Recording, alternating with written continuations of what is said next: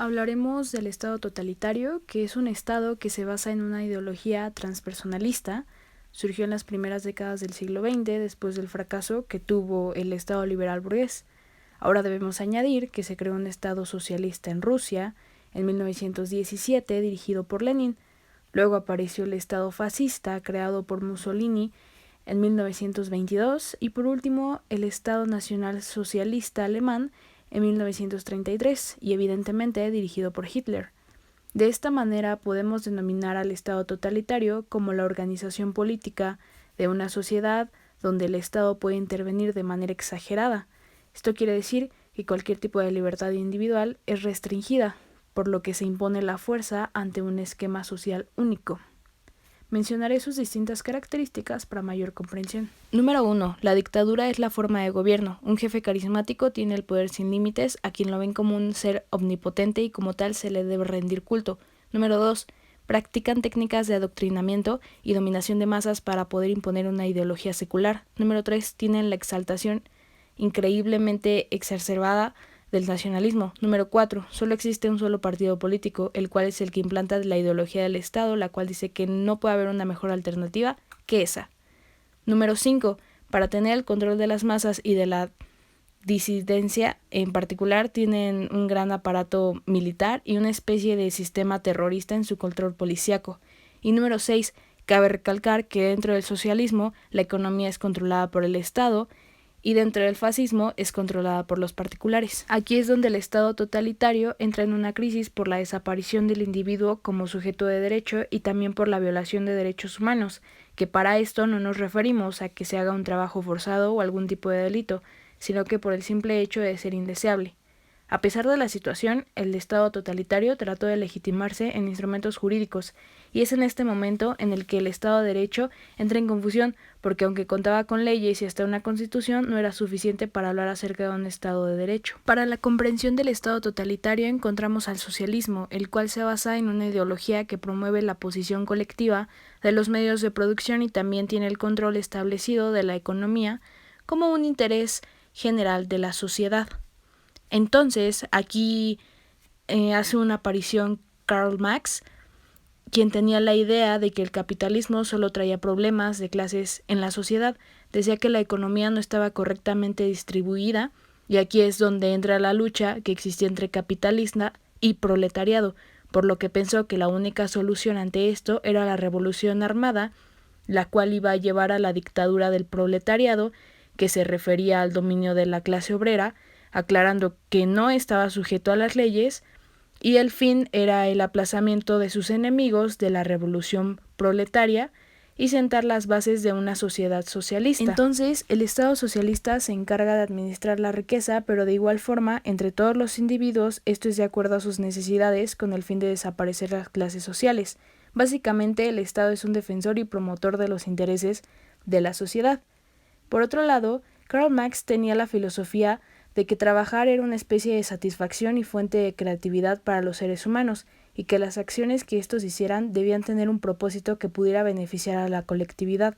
De esta forma, nos da a entender de nuevo que él busca la igualdad y libertad para todos en el mundo. También nos dice que el socialismo solo era un pequeño paso previo para llegar al comunismo, en el cual ya no existiría el Estado ni ningún tipo de dominación. Tenemos como primer gobernante del Estado socialista a Lenin, quien era un dictador violento en su único partido existente, o sea, el Partido Comunista, en el cual hacía uso de métodos de represión. Luego apareció el Ejército Rojo durante su gobierno, el cual era el más grande del mundo, y desapareció en 1991. Retrocediendo a 1994, que fue el año en el que murió, aparece Stalin, quien era el secretario general del Partido Comunista y decidió emprender una pugna contra Trotsky por la sucesión. Después Stalin da a relucir su nacionalismo con la idea que se basa en que el socialismo solo se mantuviera en Rusia, y luego de esto estableció la constitución de la URSS con los principios. Número 1. El centralismo democrático. Número 2. La función directiva del Partido Comunista. Y número 3. La concepción del Estado como elemento dinamizador de la realidad económica, política, social y cultural de la sociedad. Ahora hablaremos de lo que pasó en 1924 y 1953, que fue la dictadura de Stanlista, donde literalmente existió el terror político y se generaron campañas de represión y persecución política, las llamadas purgas. También existieron campos de reclusión donde realmente se sometía a trabajar a las personas, arrestos y deportaciones, que eran medidas contra sus opositores a quien se les consideraban como personas peligrosas. Y bueno, era obvio que Stanley buscaba imponer a toda su ideología del socialismo, así que hacía uso de la fuerza para esto, así como la educación, los medios de comunicación y también de los sindicatos. Ahora hablaremos del sistema socialista en su aspecto económico, caracterizado por la eliminación de propiedad privada y también la planificación centralizada de la economía, que tenía como base principal la producción agrícola, que se llevaba mediante la colectivización del campo y la producción de bienes de consumo, que tuvieron como consecuencia mejorar las condiciones de vida de la población. Luego de este gran impacto, la economía rusa tuvo un gran impulso para la industria pesada y los transportes. Aquí fue donde el Estado le hacía llegar a la población bienes de consumo e insumos a plantas productoras, y respecto a la distribución de alimentos, esto dependía de la productividad de trabajo y la actividad desarrollada que tuviera cada persona, y el consumo se administraba con el fin de que esto llegara a más población y que tuviera también mejor calidad. Por otro lado, la planificación central se le consideraba el instrumento económico más importante del Estado, el cual se encargaba de organizar las empresas por ministros. Aquí entra el área de acero, madera, entre otros, y también se encargaba de controlar los precios y salarios. Ahora hablaremos del fascismo, que apareció en los años posteriores a la Primera Guerra Mundial y la Revolución Rusa. Se le denomina como un movimiento político el cual buscaba combatir el avance del movimiento obrero. Como principales postulados del fascismo, encontramos la desigualdad entre los individuos, en donde se niegan los intereses de clase y no hay ningún tipo de cuestionamiento ante la propiedad privada, subordinación de los individuos al Estado, la cual se basaba en la eliminación de la diferencia política, que se encontraba en beneficio de un solo partido, y los localismos en beneficio del centralismo, un líder carismático que concentraba el poder y se ayudaba de la élite preparada. Este era el momento en el que se exaltaba el nacionalismo irracional, que conducía hasta el fanatismo y hasta la intolerancia. También existencia de una política expansionista que, como lo dice su nombre, buscaba más territorios, y militarista, porque se encuentran en constante estimulación de la natalidad para poder crear un ejército más grande y como propósito fortalecer la nación. Y por último, uno de los puntos más sensibles a tocar desde mi perspectiva es su base nacional se integraba por organizaciones de excombatientes, los cuales se encontraban bajo la frustración por el hecho de haber perdido la guerra y cierto resentimiento porque no obtuvieron el reconocimiento que merecían. Ahora por los tenemos a Benito Mussolini, quien tomó todos los poderes y se los puso en sí mismo. Se le reconocieron distintas facultades que se le delegaron para legislar e integró el Tribunal Especial de la Defensa del Estado. Se le dio el título de Dolce, que significaba jefe. Disolvió los partidos políticos gracias a un conjunto de leyes y también eliminó por completo la libertad de prensa y estableció la pena de muerte. Ahora hablaremos de un grupo que era el grupo Las Camisas Negras.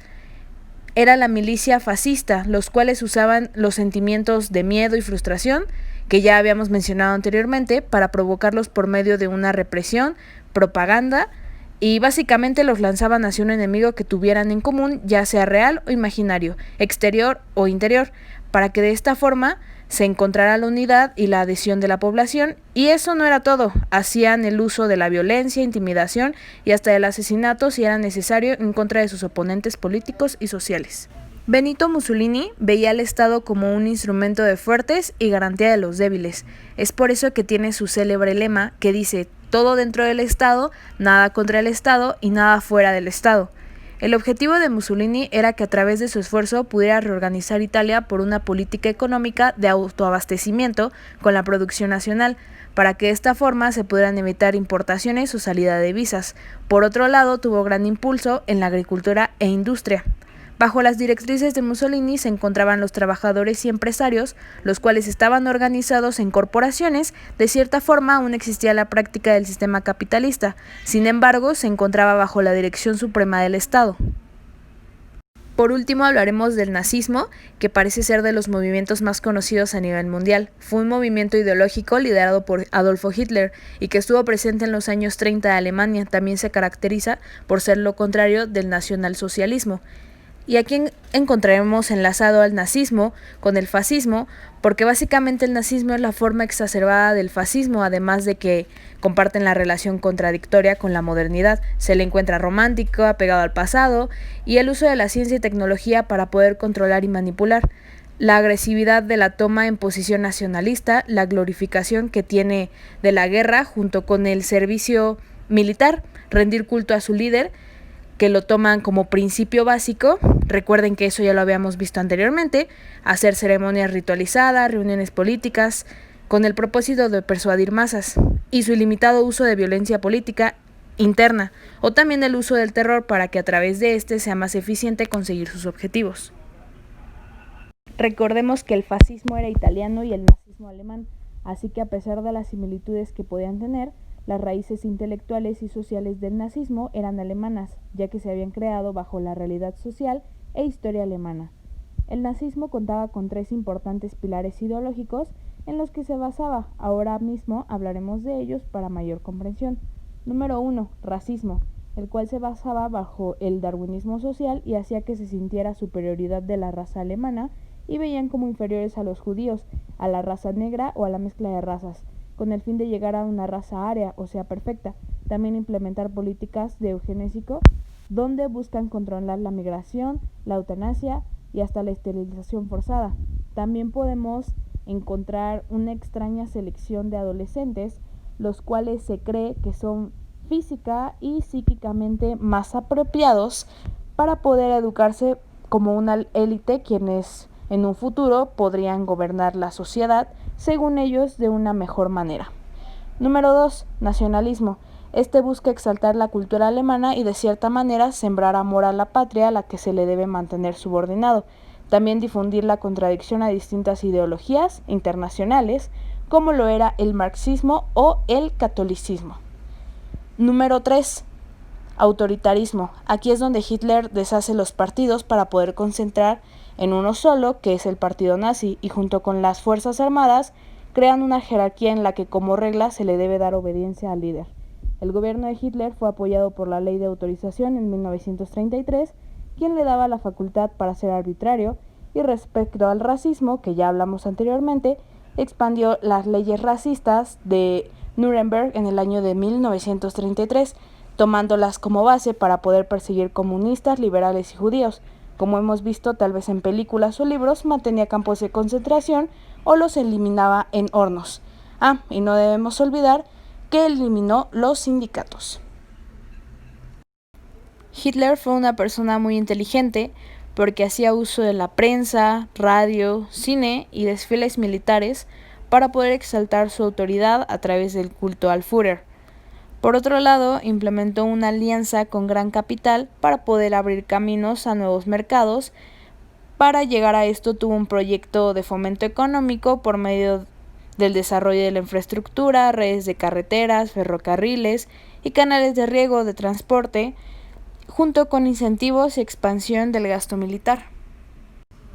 Luego de haber tenido ese ligero documental acerca del socialismo, fascismo y nazismo, puedo llegar a la conclusión de que tal vez fue algo muy cruel en la historia y más para las personas que lo vivieron, pero creo que un país siempre se forja a través de los malos o fuertes momentos que pasa. Gracias a esto, ahora son países de primer mundo y creo que la lucha que algún día tuvieron valió completamente la pena. Hoy son países sumamente desarrollados. También debo agregar que me impresiona la inteligencia de estos líderes, porque tenían tan fuerte poder ideológico sobre, en eso entonces, su sociedad, que podían persuadir a las personas para llevarlas al fin que ellos buscaban, a pesar de que las medidas o las situaciones que pasaran antes podrían ser arbitrarias, violentas o en muchos casos hasta sádicas. A fin de cuentas, pienso que todo lleva un fin. Y a pesar de que fueron malos ratos, los llevó a un buen fin y al propósito que querían lograr.